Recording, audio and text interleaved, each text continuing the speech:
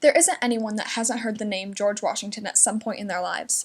After all, he was America's first president, and that set him up to make history every time he moved.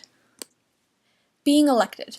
During the Revolutionary War, George Washington served as the Major General and Commander-in-Chief of the Continental Army against Britain. After his impressive and successful leadership of the country pre-independence, it's not surprising that Washington was elected to be the first President of the United States of America, making him to this day the only president to be elected unanimously. His experience in leadership and strategy made him the perfect choice. John Adams was chosen to be the first Vice President of the United States. He was born and raised in Massachusetts and very well educated, having graduated from Harvard University in 1755. Adams was also an influential member of the American Revolution. He spoke out against British rule and was one of the people who got feelings of revolution stirring in the colonies. Post-revolution, he was one of the men that had his hands in the making of the new nation. It couldn't have been easy, given that every move he made would be written in the history books as a first. Setting precedents. An important thing to note about Washington's presidency is that every president that succeeded him would learn from his successes and mistakes. They would adopt a lot of the behaviors that were just personal choices of Washington's, simply because, well, that's what that guy did and he did well. A precedent is an early event that sets the stage for future traditions to form. Examples of precedents set by Washington include the presidential tour of the states after winning the election, placing a hand on the Bible while being sworn into office, and a two-party political system, among countless other things. Appointing a cabinet.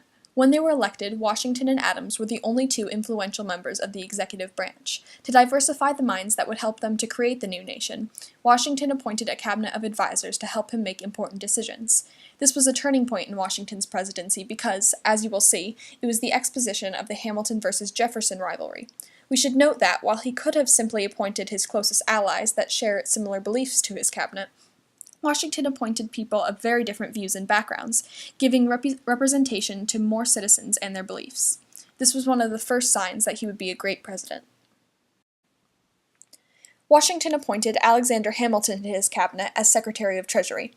Hamilton could be argued to be the figurehead of the Federalist Party, having written 51 of the 85 Federalist Papers. He believed in a loose interpretation of the Constitution, which led him to believe that the government should have all powers not forbidden by the Constitution.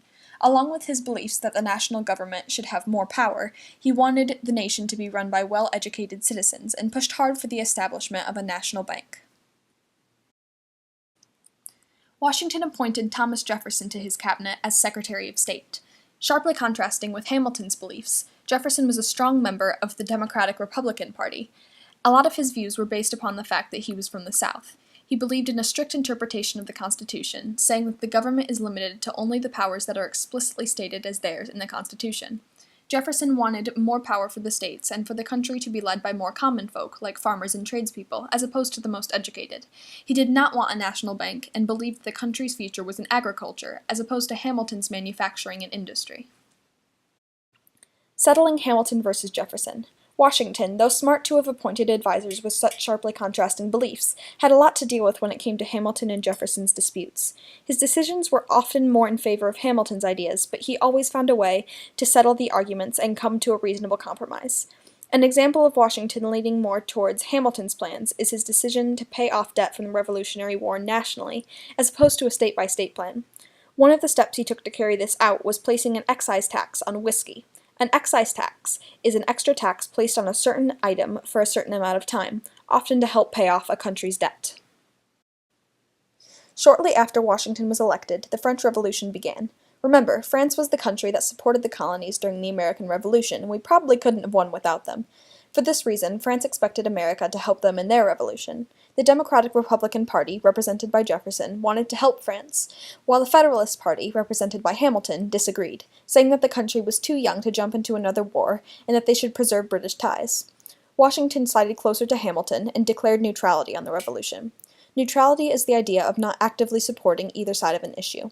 Washington's decision caused some controversy among the Democratic-Republican Party, but saved America a lot of money in the long run. Making treaties. One of the things that Washington was really good at was getting people to negotiate and come to a decision, often a good compromise.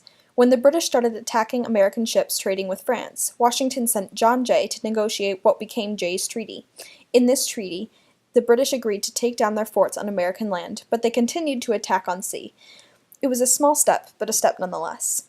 Also during Washington's presidency, Pinckney's Treaty was negotiated with Spain, opening up a lot of trade to America and establishing clearer borders. Stepping down. When Washington announced that he would not be running for a third term, it was a turning point in American history. He believed that he needed to teach America how to let go of power and transfer it between leaders willingly and peacefully. He did not want presidents to lead for long periods of time, like the king that America had just escaped. This set a precedent that would later become an amendment, saying that the president could not legally serve more than 2 terms. Even before the amendment, only one president served 3 terms. Washington's actions clearly had a huge influence on presidents to come. This is our mystery document. Listen to the excerpt, then make a guess as to what you think it is. The period for a new election of a citizen to administer the executive government of the United States being not far distant and the time actually arrived, when your thoughts must be employed in designating the person who is to be clothed with that important trust, it appears to me proper, especially as it may conduce to a more distinct expression of the public voice, that I should now apprise you of the resolution I have formed, to decline being considered among the number of those out of whom a choice is to be made.